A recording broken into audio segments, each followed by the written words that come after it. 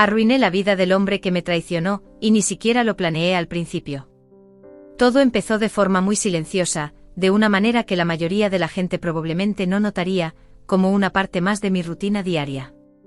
Yo trabajaba en una oficina pequeña en Valencia, nada especial, solo un lugar donde todos conocen los hábitos de los demás, quien toma demasiado café, quien se queda hasta tarde, quien finge estar ocupado cuando no lo está. Y ahí estaba él, la persona en la que más confiaba dentro de ese lugar, el único que yo pensaba que realmente era diferente de las sonrisas falsas y la política de oficina. Se llamaba Marcos. Era tranquilo, siempre educado, el tipo de persona que escucha más de lo que habla, y eso hacía que la gente confiara en él con facilidad, incluida yo. En ese momento yo estaba pasando por una etapa complicada, con presión en el trabajo y algunos temas personales en los que prefiero no entrar, y él se convirtió en alguien en quien me apoyaba sin darme cuenta. Almorzábamos juntos, a veces hablábamos después del trabajo, y poco a poco empecé a creer que era una de las pocas personas sinceras en ese lugar. Pero la verdad es que estaba completamente equivocada. Descubrí la traición de la forma más común posible. No fue una confrontación dramática ni una confesión, fue solo un error, una pantalla que quedó abierta cuando él se levantó de su escritorio. Recuerdo estar ahí de pie con una carpeta en la mano, esperándolo, y vi mensajes que nunca debería haber visto. Al principio ni siquiera entendía lo que estaba leyendo, porque no coincidía con la persona que yo creía conocer. Pero luego todo encajó línea por línea, que había estado pasando información sobre mí y sobre otros compañeros a alguien fuera de la empresa, alguien que tenía un interés directo en hacernos quedar mal. Y lo que más dolió ni siquiera fue la parte profesional, fue el tono personal de esos mensajes, como si estuviera hablando de mis debilidades igual que alguien describe un producto, no a una persona. Ese día no dije nada. Simplemente cerré todo, dejé la carpeta y me fui como si nada hubiera pasado. Pero por dentro algo cambió por completo. No fue rabia al principio, fue más incredulidad, como si mi mente intentara rechazar lo que acababa de ver. Me repetía que tal vez lo había entendido mal, que quizá había otra explicación, pero en el fondo ya sabía que no la había. Esa noche no dormí. Solo repetía todo en mi cabeza, cada conversación, cada momento en que confié en él, cada vez que lo defendí cuando otros decían que era demasiado callado o demasiado perfecto para ser real. Y de pronto todos esos pequeños recuerdos empezaron a sentirse como piezas de algo mucho más grande que yo no había visto. A la mañana siguiente fui al trabajo como siempre y fue ahí cuando noté algo más. Él actuaba completamente normal conmigo. Como si nada hubiera cambiado. Como si yo siguiera siendo la misma persona a la que podía sonreírle y hablarle tranquilamente junto a la cafetera. Y en ese momento entendí algo que no quería admitir, que no me había traicionado solo una vez, probablemente lo había estado haciendo con cuidado durante mucho tiempo, mirándome a los ojos todos los días. Recuerdo estar ahí con el café en la mano, pensando en algo muy simple que no podía quitarme de la cabeza por más que lo intentara.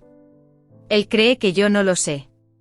Esa idea no dejaba de repetirse en mi cabeza durante todo el día, y recuerdo que intentaba actuar normal, respondiendo correos, entrando en reuniones, incluso riéndome de algo que alguien dijo en la cocina. Pero por dentro estaba completamente centrada en él, observando cada movimiento como si de repente lo viera de otra manera.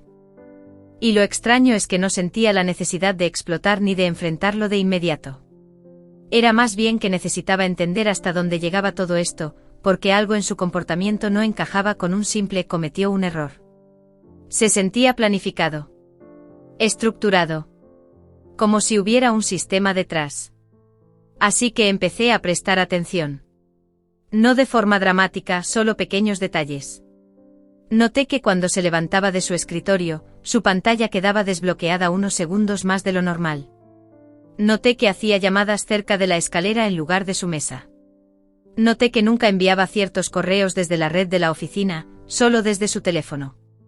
Y cuanto más observaba, más claro se volvía que lo que vi aquella primera vez no había sido un accidente. Era parte de un patrón. Al principio no se lo conté a nadie, porque necesitaba pruebas, no emociones ni sospechas. Así que me quedé hasta tarde una noche cuando casi todos se habían ido, y aproveché ese momento para revisar discretamente los archivos compartidos a los que ambos teníamos acceso. No estaba haciendo nada ilegal ni hackeando nada, todo estaba dentro de mis permisos, solo carpetas que normalmente no abriría. Y entonces lo encontré. Había informes duplicados, versiones de documentos que habían sido ligeramente modificadas antes de ser enviados al exterior. No lo suficiente como para notarlo a simple vista, pero sí lo bastante como para cambiar la percepción de ciertas personas dentro de la empresa. Y junto a esos archivos había registros de tiempo y pequeñas anotaciones que claramente lo vinculaban a él. Y de repente todo tuvo sentido. No me estaba traicionando solo a mí. Estaba filtrando información interna de forma selectiva a un competidor, moldeando poco a poco la imagen del equipo desde fuera, haciendo que algunos de nosotros, incluyéndome a mí, pareciéramos incompetentes o poco fiables. Y entendí algo aún peor, no era su único objetivo, pero sí yo era una de las piezas más fáciles de manipular, porque sabía que confiaba en él. Recuerdo estar sentada en la oficina vacía, mirando la pantalla, y por un momento no sentí rabia. Solo cansancio. Como si hubiera estado viviendo dentro de una realidad que alguien había editado sin que yo lo notara. Ahí tomé una decisión. No una venganza impulsiva, no algo emocional, sino algo completamente controlado. Decidí que no iba a enfrentarlo directamente porque si lo hacía, lo negaría, lo giraría a su favor o incluso borraría más pruebas antes de que alguien pudiera actuar. En su lugar, empecé a documentarlo todo. Cada archivo, cada marca de tiempo, cada patrón de acceso.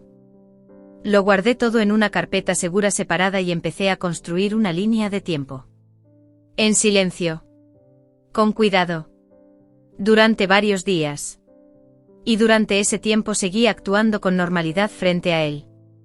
Le respondía «¿Cómo estás?» con el mismo tono, me sentaba cerca de él en las reuniones, fingía que nada había cambiado. Y honestamente eso fue lo más difícil de todo, porque cada vez que me sonreía, ahora sentía lo falso que era todo. Cuando tuve suficientes pruebas, no fui a hablar con él. Fui primero al departamento de cumplimiento interno, y también lo escalé a un contacto externo que ya estaba indicado en la política de la empresa para denuncias confidenciales. No quería que esto se enterrara ni se manejara en silencio. Después de eso, todo se movió muy rápido. Demasiado rápido. En 2 días ya había una investigación interna completa. Le suspendieron el acceso. Bloquearon sus cuentas. Y de repente la misma persona que caminaba por la oficina como si fuera intocable estaba siendo llamada a reuniones que ya no podía controlar. Pero el momento más intenso fue el día en que me pidieron que estuviera presente para aclaraciones.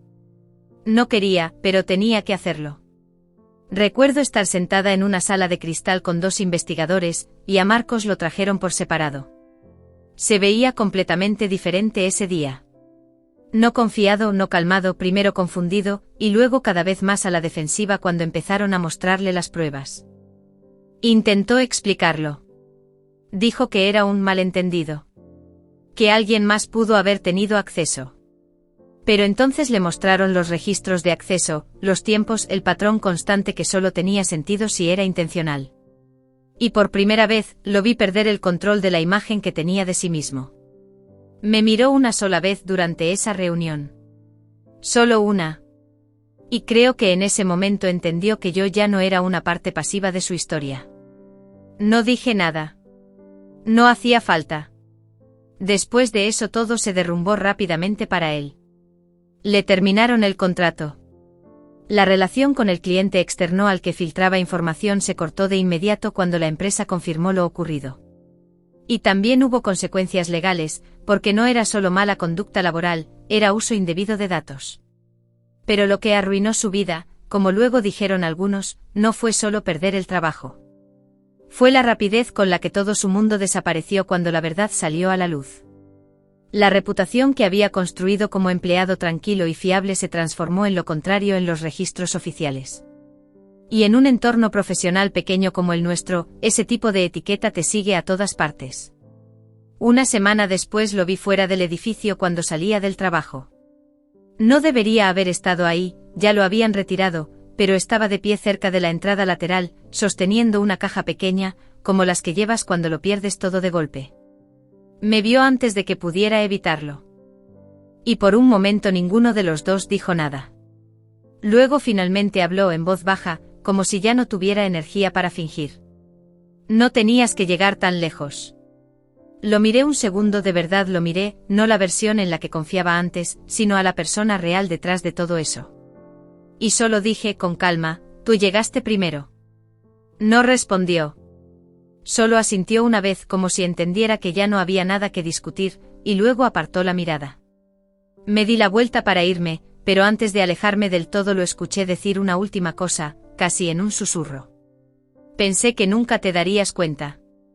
Me detuve medio segundo sin girarme, y respondí lo último que necesitaba decir. Me di cuenta. Solo más tarde de lo que te convenía.